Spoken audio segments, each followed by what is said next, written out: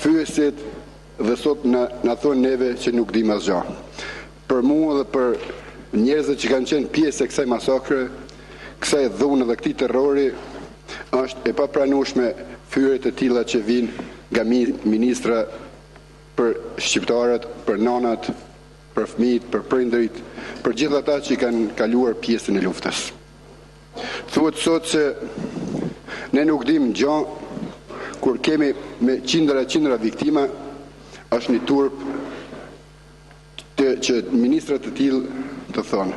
Po për mua është absurde kur e shoh se çfarë gjendje kemi, qeverinë në neglizhencë e gatshme jo të marrëmosha, prandaj edhe kjo është një absurd i kohës që jetojmë edhe ne si Kosovë.